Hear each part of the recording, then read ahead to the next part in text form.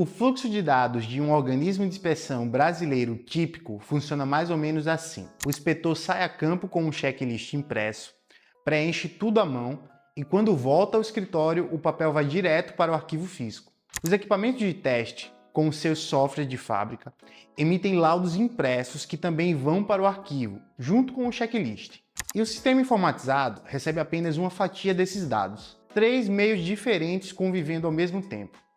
3 rotinas de controle paralelas. E uma pergunta que muitos organismos ainda não conseguem responder com clareza. Se um avaliador entrar amanhã, você tem como demonstrar controle e rastreabilidade sobre os 3? Se a resposta não foi um sim imediato, preste atenção. A nova ISO IEC 17020 trouxe requisitos específicos sobre exatamente esse fluxo. Calma, mais uma vez. A versão brasileira ainda não foi publicada e o período de transição ainda nem começou. Mas o tema que vamos discutir hoje é importante o suficiente para você já ir refletindo sobre ele. Esse é o terceiro vídeo da nossa série sobre as mudanças da ISO IEC 17020 2026. No vídeo 1, eu apresentei o panorama geral da nova edição. No vídeo 2, falamos sobre a simplificação dos tipos de organismo de inspeção, agora tipo A e tipo não A. Se você ainda não viu, deixamos os links na descrição desse vídeo. E hoje vamos abordar 2 novidades importantes dessa nova edição que andam de mãos dadas: o controle de dados e informações, no item 7.5, e as ações para abordar riscos e oportunidades, no item 8.4. Vamos começar pelo controle de dados e informações. Na versão de 2012, esse tema aparecia de forma genérica, espalhado por outros pontos da norma. Na nova edição, ele ganha um item específico, com requisitos claros. E o requisito central é o seguinte: o sistema que o organismo de inspeção utiliza para coletar, processar, registrar, relatar, armazenar ou recuperar dados de inspeção precisa ser validado. Antes de continuar, vamos traduzir isso para o seu dia a dia. Quando a norma fala em sistema, ela não está se referindo só ao sistema informatizado. Ela está se referindo ao conjunto completo de meios que o organismo usa para lidar com os dados da inspeção. Isso inclui o checklist em papel, os laudos impressos pelos equipamentos, as transcrições para o digital, o próprio sistema informatizado e o arquivo físico onde tudo isso é guardado. Tudo isso junto é o sistema que precisa ser confiável. Para ficar mais claro, vamos olhar pelos 3 principais componentes que aparecem no dia a dia do organismo. O primeiro componente, os softwares dos equipamentos que fazem testes e ensaios. Aqui vale uma observação importante. A validação periódica desses softwares, com conferência dos cálculos automatizados e simulações de falha, já é prática consolidada entre os organismos acreditados. A nova norma não está criando essa exigência do zero. O que ela faz é trazer um item específico para o tema e reforçar uma orientação muito útil por meio de uma nota. Software comercial pronto para uso geral, dentro da sua faixa de aplicação projetada, pode ser considerado suficientemente validado. Ou seja, softwares de fábrica amplamente utilizados no mercado dispensam revalidação adicional pelo organismo. Mas atenção, se houver configuração específica, modificação de parâmetros padrão ou uso fora da finalidade projetada, aí entra a obrigação de autorizar, documentar e validar essas alterações antes da implementação. O segundo componente, o sistema informatizado, esse também não é território novo. Os sistemas informatizados utilizados em organismos de inspeção já vêm sendo validados, seja por testes de aceitação no momento da implantação, conferências periódicas de cálculos, simulações de falha ou homologação de novas versões. O que a nova norma faz é tornar esses processos um requisito explícito, dentro do capítulo de controle de dados e informações, em vez de deixá-lo subentendido em outros itens. O terceiro componente, o arquivo físico, e aqui também vale a mesma observação. O controle de acesso, a proteção contra a perda e a manutenção da integridade dos registros físicos já são exigências sobre as quais os organismos acreditados operam hoje. Controle de quem entra no arquivo, proteção contra umidade, fogo e deterioração, rastreabilidade de quem retirou e devolveu documentos, estratégias de backup por digitalização, tudo isso já faz parte da rotina de quem é acreditado. O que a nova edição traz é um olhar integrado.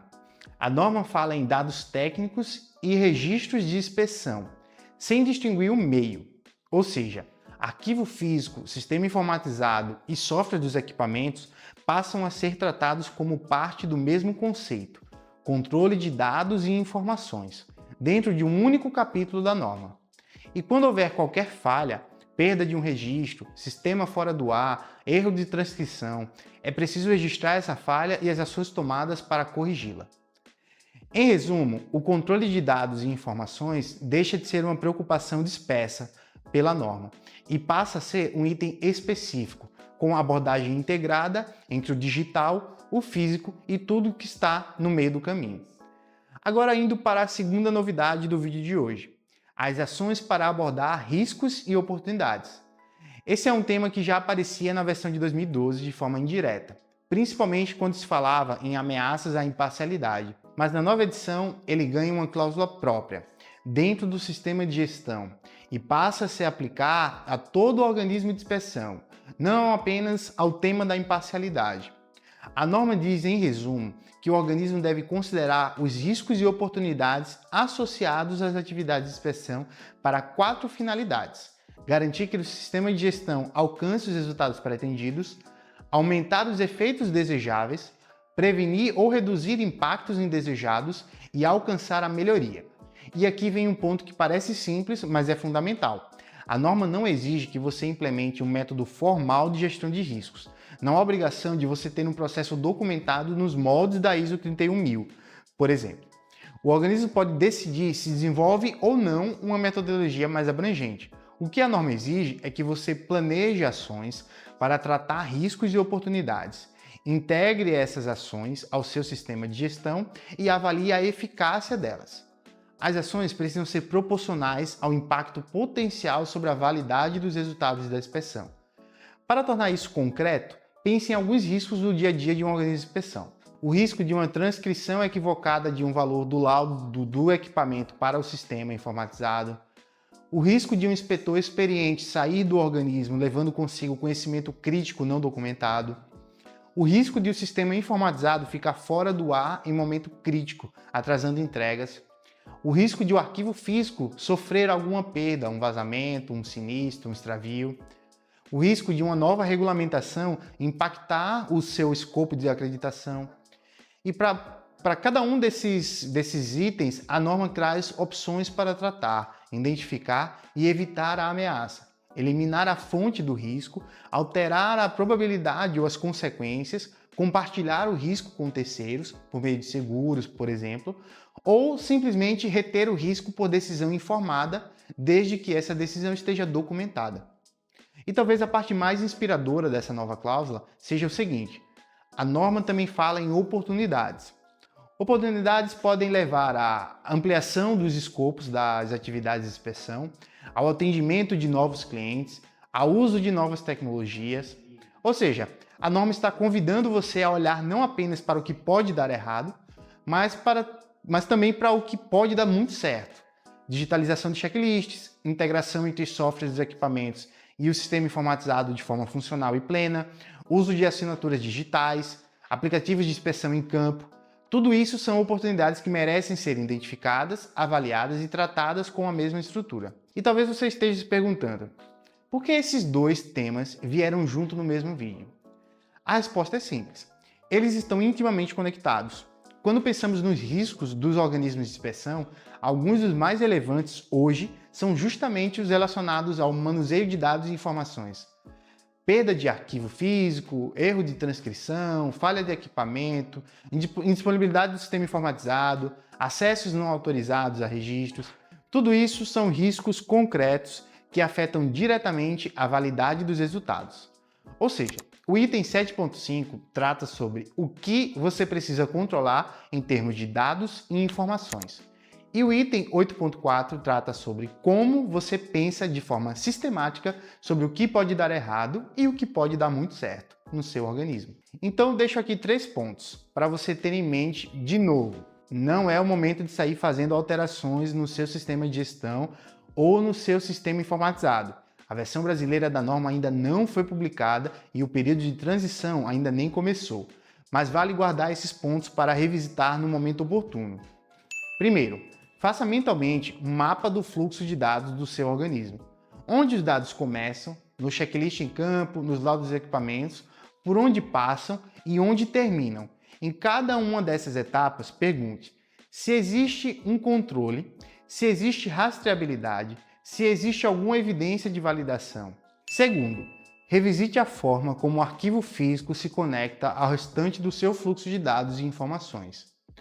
Os controles que vocês já fazem hoje, controle de acesso, proteção contra perda, rastreabilidade, retirada e devolução de documentos, continuam plenamente exigidos. O que vale revisar é se esses controles estão documentados e integrados na estrutura do organismo ao mesmo conceito que cobre o digital. Terceiro, comece a listar mentalmente, sem precisar formalizar ainda, os principais riscos do seu organismo, não apenas os relacionados à imparcialidade. Pense em riscos operacionais, tecnológicos, de pessoal, financeiros e também as oportunidades, onde sua operação pode evoluir nos próximos 2 ou 3 anos. E é isso. O controle de dados e informações e as ações para abordar riscos e oportunidades são duas das mudanças mais profundas dessa nova edição. Elas refletem a modernização da norma em duas direções: mais alinhamento com os elementos comuns das normas casco e mais aderência à realidade tecnológica e operacional dos organismos de inspeção atuais. No próximo vídeo, vamos abordar justamente o alinhamento com os elementos comuns das normas casco. E dentro desse tema, uma novidade que parece pequena, mas é estruturante: a definição formal do termo item. Se esse conteúdo foi útil para você, se inscreve no canal, curta e compartilhe o vídeo com quem também precisa dessa informação e até o próximo vídeo.